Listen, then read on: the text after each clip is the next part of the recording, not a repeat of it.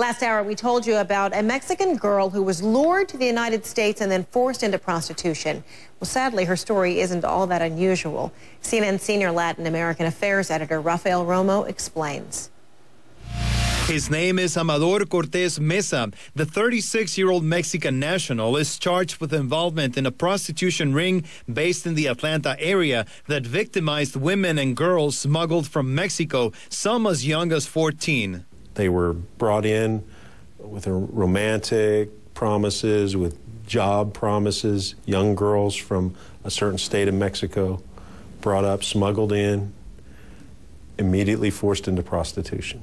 Immigration and Customs Enforcement Special Agent Brock Nicholson says 4 members of the same family were involved in the prostitution ring. 27-year-old Otto Jaime Larios Perez, who's admitted one count of providing false information, drove victims to several secret locations in the Atlanta area, forcing them to see multiple clients per day. They were kept locked up in several houses. The houses had bars on the windows, locks on the outside of the door. We find 11 additional victims ranging in age from 14 to 28. All confirmed victims, all have been trafficked for the purpose of prostitution. This case offers a glimpse into how these rings operate. There's a lot of word of mouth, and a lot of the word of mouth actually comes with these little business cards that often have something very innocuous on them, that you only would know that it's a business card for a prostitution ring if somebody had whispered it to you. As the former prosecutor, Luis C. de Baca, says the level of cruelty of these prostitution rings is hard to imagine. We have situations in the United States, cases that I've worked on when I was with the Justice Department, involving women who had to service up to 50 customers a day. Just a crushing amount of what in effect is a daily set of rapes. We found a Mexican woman who was only 15 years old when she became a victim. Her boyfriend in Mexico promised a good life in the United States and smuggled her through the border. Once here, she was forced into prostitution. She agreed to talk to us on the condition that we protect her identity. El primer día fueron 20, después 25, y así fue subiendo. Llegué a trabajar hasta 60 personas en un solo día. Claudia, not her real name, describes to us a world of abuse and beatings, drugs, forced sex, and sleepless nights with strangers. Y había jóvenes de mi misma edad que no aguantaban y las obligaban a consumir droga, cocaína, marihuana para que ellas trabajaran más, porque nosotras éramos las niñas que teníamos menos edad, o sea, como 15, 16, 18, llegaban mucha gente a buscar niñas de esa edad. Entonces nosotras trabajábamos mucho. Maya Hasek is a social worker who works with law enforcement agencies to rescue victims of human trafficking who come from all over the world. It must be really difficult for you to see the situation in which some of these victims come to you. It's very difficult to see them in these situations, specifically sexual exploitation, and more so seeing minors go through this and knowing that their lives are never going to be the same, that they're going to be scarred forever. What is the greatest challenge that you guys face when you're trying to help a victim in this situation? The greatest challenge that we have is getting the victim to actually admit that they are a victim. They have been brainwashed by the traffickers for so long and told that the trafficker is the only person that they can trust. And back to the suspects in the Atlanta case, Amador Cortés Mesa and the others accused of human trafficking have pled not guilty. Their trial is due to begin in November. Rafael Romo, CNN, Atlanta. We're telling you about all these stories and occurrences because September is Human Trafficking Month, and this is a time to make you even more aware than you may have already been. So despite worldwide programs fighting this exploitation, too many women and youngsters still fall victim. According to the UN Global Compact.org, an estimated 2.5 million people are forced into forced labor, including sexual exploitation at any given time as a result of trafficking. And 161 countries are reported to be affected by human trafficking by either being a source, transit country, or final destination. An estimated 1.2 million children are trafficked each year. Most of the trafficking victims are between the ages of 18 and 24. Nancy Rivard is founder of Airline Ambassadors and works directly with Innocence at Risk, an organization dedicated to raising awareness about human trafficking. Good to see you. Nice to be here. Well, give me an idea what Airline Ambassadors International does and how you believe you're able to help identify and help save a lot of young children in particular. Well, right. I started at this humanitarian organization in 1996, and we began as flight attendants using our past privileges to help children.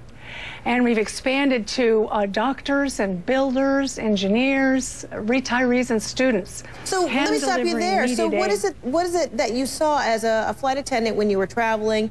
You know, what is it that provoked you to say, you know what, I can use this privilege that I have as a flight attendant to help identify young people around the world and, you know, kind of be their angel and help them?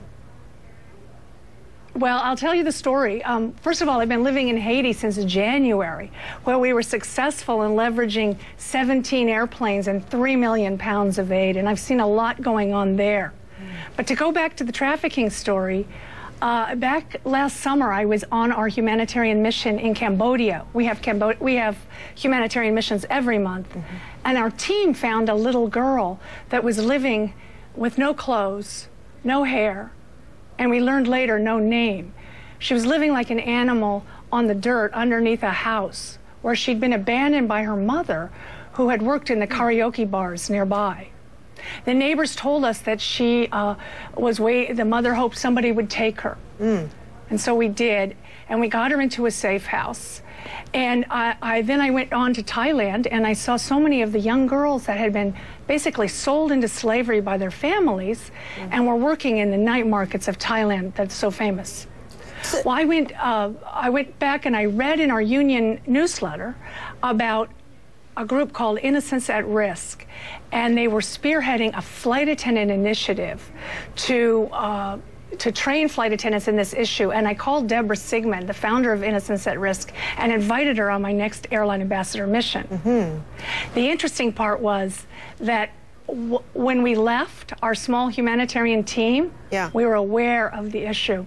So are you working with, do you end up having to work with the U.S. State Department as well, because you are intervening in various countries, and you're identifying what you believe to be a troubled child, either removing them from that setting or finding some other safe place. And, you know, I imagine that there are lots of layers that have to be checked or gone through, especially with the State Department, in order to do this, to use this privilege as you know, that you have as a flight attendant and through your own organization.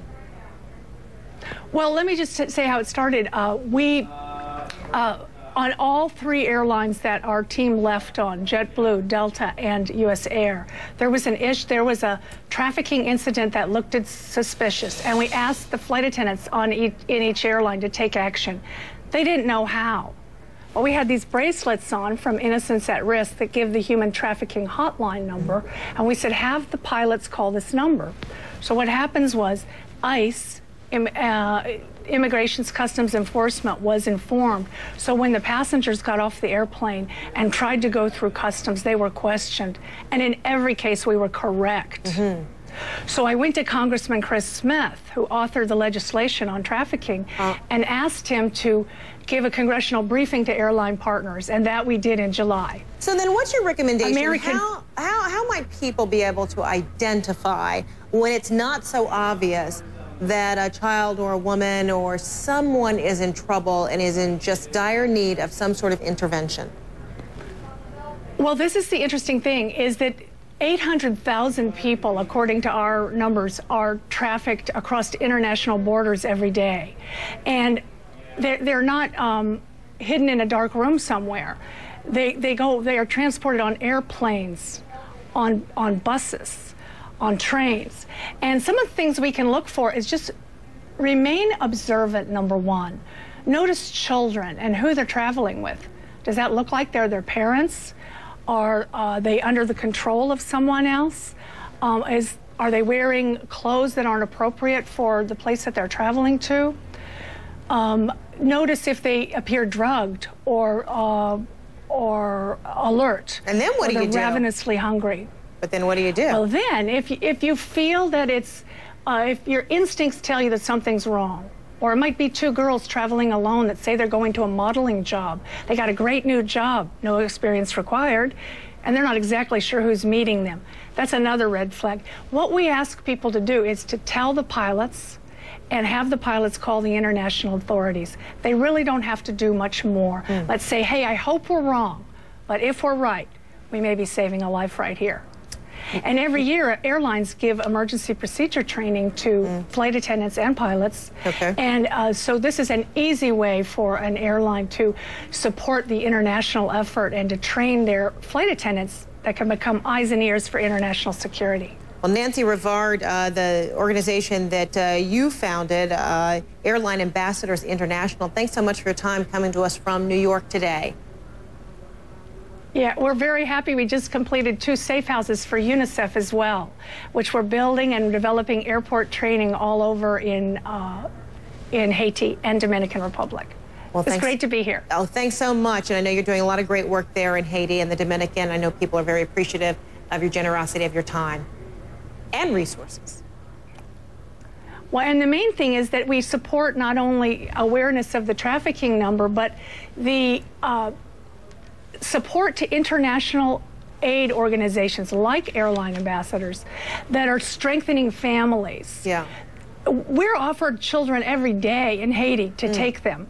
And actually, by creating jobs, creating health and education and welfare for these children like we are, we can create a situation where not so many children are vulnerable, like little Som Nang, and more of them have a future. All right. Nancy Rivard, thanks so much. Appreciate it.